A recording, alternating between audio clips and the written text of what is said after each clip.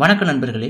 சென்னையை சேர்ந்த கணவனை இழந்த பெண் ஒருவரின் மகளை அதே பகுதியைச் சேர்ந்த ஆட்டோ டிரைவரான முத்துக்குமார் என்பவர் பள்ளிக்கு தினமும் அழைத்து போவார். இந்த நிலையில் ஆட்டோ டிரைவர் முத்துக்குமார் அந்த மாணவியை பாலியல் வன்கொடுமை செய்துள்ளார்.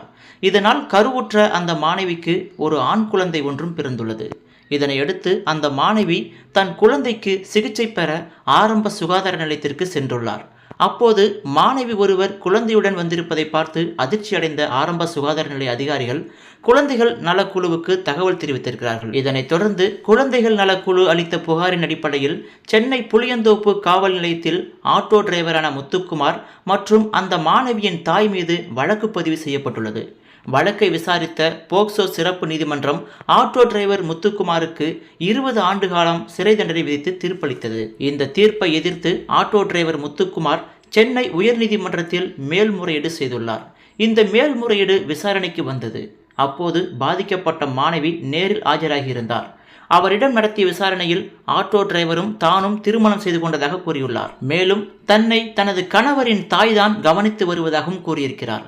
அது மட்டுமல்லாமல் ஆட்டோ டிரைவர் முத்துக்குமாருடன் தொடர்ந்து வாழ விரும்புவதாகவும் தெரிவித்துள்ளார்.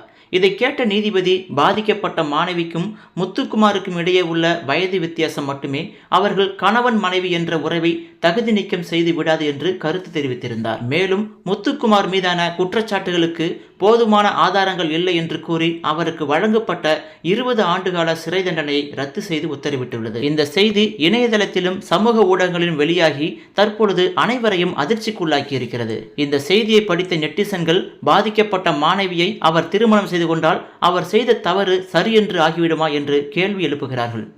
உண்மை சம்பவங்களையும் நெகிழ்ச்சியான சம்பவங்களையும் உடனுக்குடன் தெரிந்து கொள்ள நமது ஜூபிட்டர் செய்திகள் சேனலை உடனடியாக சப்ஸ்கிரைப் செய்து கொள்ளுங்கள்.